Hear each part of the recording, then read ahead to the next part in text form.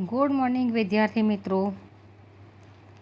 अगले ताश में हमने निबंध के बारे में जानकारी प्राप्त की और निबंध वर्षा ऋतु का आगमन आपको सिखाया। आज हम कहावतें के बारे में जानकारी प्राप्त करेंगे। तो पहले तो कहावत किसे कहते हैं ये हम जानेंगे कि किसी घटना या प्रसंग का वर्णन करते समय प्रयोग में आने वाले रूढ़ और मार्मिक कथन को कहावत कहते हैं। कि हम कोई भी घटना या प्रसंग का वर्णन करते हैं तब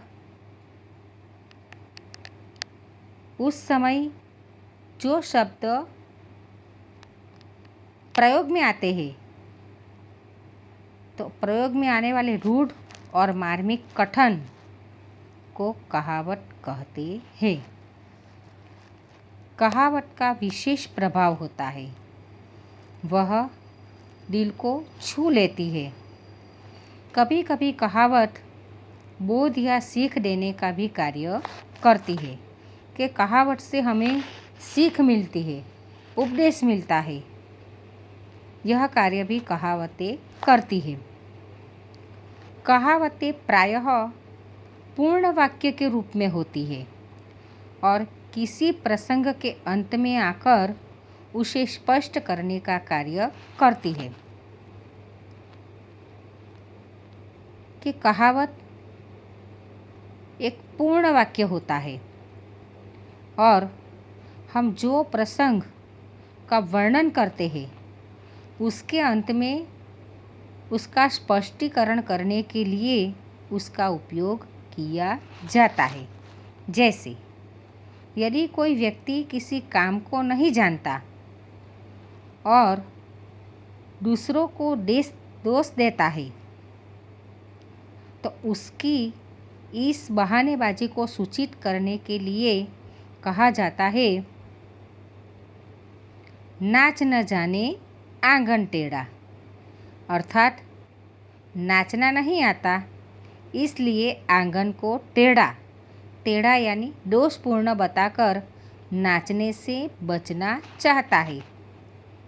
कि यदि कोई व्यक्ति नाच नहीं सकता, कि उसको वह नाचने की कला में पारंगत नहीं है, तो इसीलिए आंगन को वह टेढ़ा बताते हैं यानी कि दोषपूर्ण, कि आंगन में दोष बताते हैं। तब कहा जाता है उस व्यक्ति के बारे में कि नाचना नहीं जानता और आंगन को वह टेढ़ा बताता है तो उसके लिए कहा जाता है, नाच न जाने आंगन टेढ़ा। मार पड़ने पर मजबूत दिल का अपराधी भी सच बता देता है। अगर हम अपराधी पर बहुत जोर डालते हैं, उस पर गुस्सा करते हैं, उसको मारते हैं, तो जो मजबूत दिल का होता है यानी कि कठोर दिल का, वह अपराधी भी सच बात बता देता है और अपना अपराध स्वीकार कर लेता है। कि कठोर दिल वाला अपराधी भी अपना अपराध कबूल कर देता है और सच बात बता देता है। मारने या सख्ती करने पर इस कथन को सूचित करने के लिए यह कहावत प्रचलित हुई है, लात के आगे भूत भागे। कि अगर तुम भूत को भी मारोगे और भूत पर भी गुस्सा निकालोगे तो भूत भी भाग जाएगा, ऐसा कहा जाता है। कभी कभी किसी व्यक्ति या वस्तु के बारे में जैसा सुना जाता है वास्तव में वह वैसा नहीं होता। कि कभी कभी हम किसी व्यक्ति के बारे में बहुत अच्छा सुनते हैं कि ये व्यक्ति बहुत ही होशियार है, चतुर है, लेकिन वास्तव में जब हमसे वह व्यक्ति का मिलन होता है तब वह वैसा नहीं होता।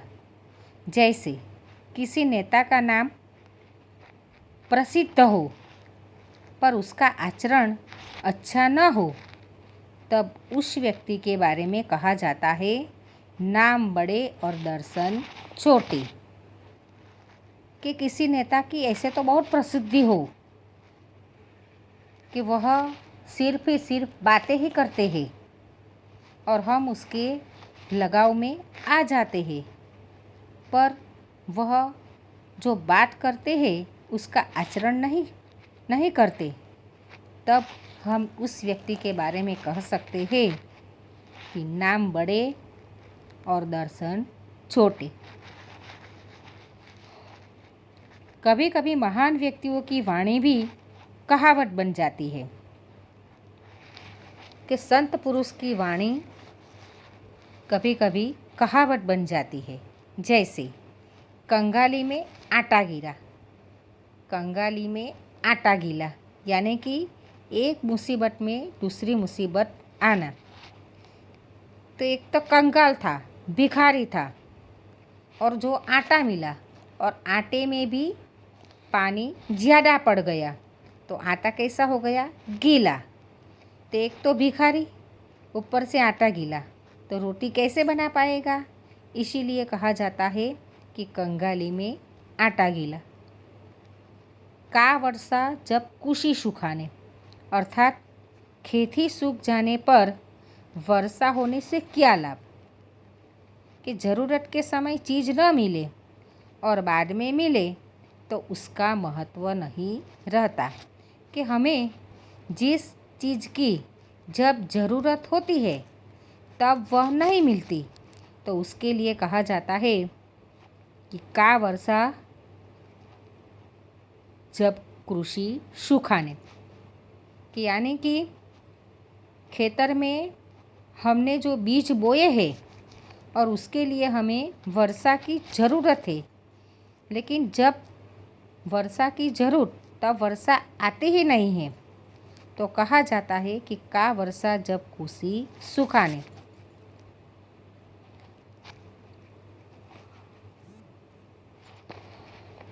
अंधों में काना राजा। जहाँ सब मूर्ख हो वहाँ थोड़ी बुद्धि वाले की भी इज्जत होती है।